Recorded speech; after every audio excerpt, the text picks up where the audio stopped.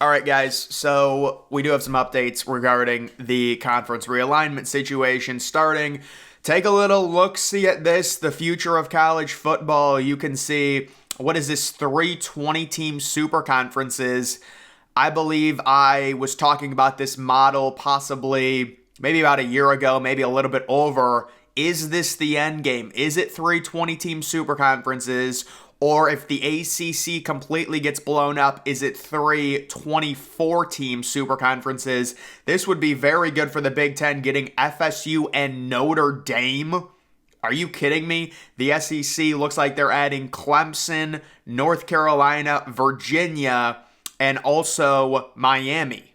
So it's kind of interesting they take Virginia there. I guess I understand it if you're talking about academics. And then the Big 12, I believe they're getting... The problem is these are not in order. Like, I want the new ones to be at the bottom. I have to siphon through all the teams. So the Pac-12 is adding Pittsburgh. And yes, I think that's a guarantee. If the ACC somehow collapses, which I don't think it's happening, but yes, Pittsburgh would be a team. Also, you're looking at possibly Virginia Tech, NC State as well there.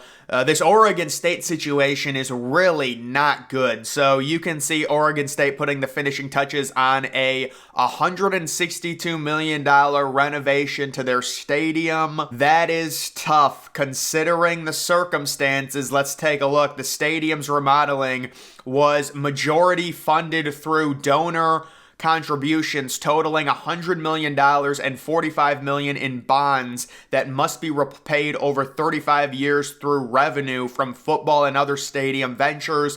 Its annual debt service interest is projected to be $2.5 million a year. The only good news for Oregon State is that the debt service is modest enough that it probably isn't going to be debilitating. It's a little like having an expensive coach on a buyout for the next 30 years.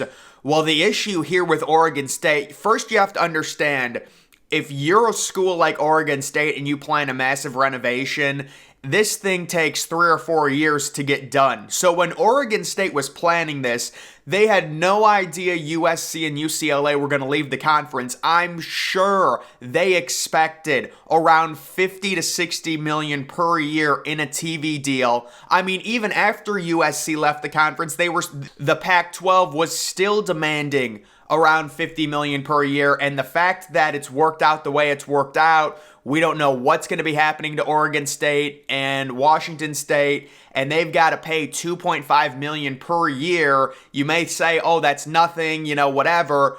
I mean, if they join a conference like the Mountain West, you're talking about a TV deal at $8 million per year, maybe $10 million at the most. Dude, this is not a good situation for Oregon State. Literally the worst thing. You're talking about planning a renovation in 2019, 2020. No one knows. There's no realignment the past few years. Texas and Oklahoma happen, and it completely debilitates your entire conference. You lose out on any TV deal, and now you're looking at possibly joining the Mountain West, maybe a merger with the ACC and getting $7 or $8 million per year in a deal, and you have to pay $2.5 million just to pay for this renovation, all while your team this year is probably going to be a preseason AP top 20, one of the best preseason ranks for Oregon State. It is very sad what's going on there. We'll have to see. And then we're just going to talk about more speculation. Pac-12 Mountain West Conference merger resurfaces as the American becomes the front runner. So yesterday we heard the rumor that the Big 12 was done for this year, and the two schools they're looking at UConn as an Eastern expansion option, and they're also looking at San Diego State, and they want just a complete super basketball conference now. UConn's not going to add much the way of football. San Diego State, I would say they're a well-balanced program. They have decent basketball and football, but at least right now, that's what it's looking like. Now, I don't think that's necessarily final. I think there is a scenario where we might see the Big 12 circle back and take Washington State and Oregon State, but it just comes down to they think UConn, based on how good their basketball program is, in San Diego State, the TV market, they are better options. Oregon State does not have a good TV market at all. Neither does Washington State. That is what is killing those schools. Let's take a look at this on the Pac-4 front. Nothing has changed. ACC, despite Notre Dame urging not enough votes to add Stanford and Cal, the American will take all four. The Mountain wants a merger or partnership. Meanwhile, rebuilding the Pac or going it alone for Stanford remains on the table. And that's the whole idea that Stanford might decide to do a Notre Dame type thing where they join the Mountain West in a merger situation with the other Pac-3 schools in all of the sports but football. And maybe a few other sports they don't join, but in football they would be an independent. If you are Stanford, the thing with Stanford and Cal, I don't know how close the talks are with them possibly joining the ACC, but you have to figure if this is a situation where we all would think that Clemson and FSU would be out the door to the Big Ten next summer, you would just wait and then just join the ACC, even though the travel is ridiculous. I don't know why Stanford I guess if they really want in a Power 4 conference, maybe the ACC is their only chance, It looks like the Big Ten not interested in them right now. Maybe the Big Ten would rather do big game hunting. Let's be honest, adding Stanford and Cal, if you are the Big Ten, or even just Stanford, based on how poor they've done in football, it's not going to make your conference better in terms of more valuable based on the money, based on the ratings that they get. It is going to raise your conference's prestige with all of the Olympic medals, with the crazy good academics, but the Big Ten might be saying, we don't want to dilute the conference and water down the conference anymore and give, more teams shares and cuts. We would rather look at Clemson, look at FSU. If we can't get those two schools, maybe look at someone like North Carolina and Miami, get into the state of Florida. We don't have to go to Palo Alto. We don't need California. We've already got USC and UCLA. So maybe the Big Ten is kind of shifting their focus away from Stanford, and that's causing Stanford to really push for the ACC. And the whole thing with Notre Dame, trying to urge, it's just a weird situation with Notre Dame. It's 1 foot in, it's 1 foot out with them. And then you can see the American would be an interesting fit, as at least UAB head coach Trent Dilfer feels that they are a Power 5 conference already. He's lying about that. No, they are not. The American is nowhere close to a Power 5 conference. Actually, the American is as far away from a Power 5 conference as they've ever been. They just got sniped by the Big 12 and lost Cincinnati, Houston, and UCF. So no, they're not a Power 5. The interesting thing would be for them to merge, but the travel situation could be a little difficult. However, college football and college basketball are the moneymakers. No, college football is the moneymakers. Let's be honest there.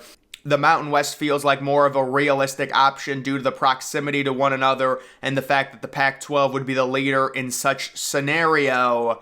And the Pac-12, or, the Pac-4 at this point, they're trying to keep the status, as a Power 5 conference. So that's why we keep hearing the rumors that they want to rebuild the conference.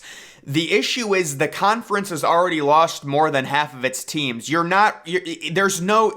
is not like a Big 12 situation, or even like you lose 4 teams and then you bring in 6 teams. You've already lost more than half of your teams there, and you pretty much all of the significant teams outside of Stanford are gone. So this is not really a rebuild. Now they're trying to swing it and say, oh, it's a rebuild, we're still a Power 5. That might be the idea in merging with the Mountain West and saying, this is still the Pac-12, technically, now the Pac-16, whatever you want to call it.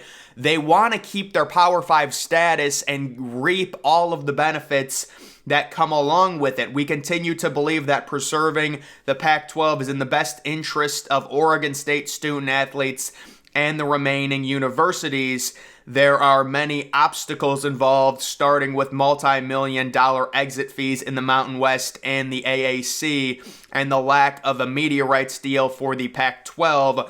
They're not going to have a war chest to rebuild with. That was according to a Mountain West athletic director. Football independence and an Olympic sport agreement with a Western Conference, maybe the West Coast Conference and its strong basketball. That could be an option for Stanford and Cal. I think they're just trying to throw anything at the wall at this point when it comes to the remaining Pac-4 schools and hope it sticks. There's so many complications with joining or merging with the Mountain West and the American. I would say at this point, the most obvious scenario is Washington and Oregon State. If they're not able to get into the Big 12, I think they're joining the Mountain West straight up, and then you would have Stanford become an independent, and Cal would just disband their football. I'm kidding. No, Cal would probably join the Mountain West at that point, or maybe Stanford and Cal are thinking, look, we know Clemson and FSU are holding us up from joining the ACC.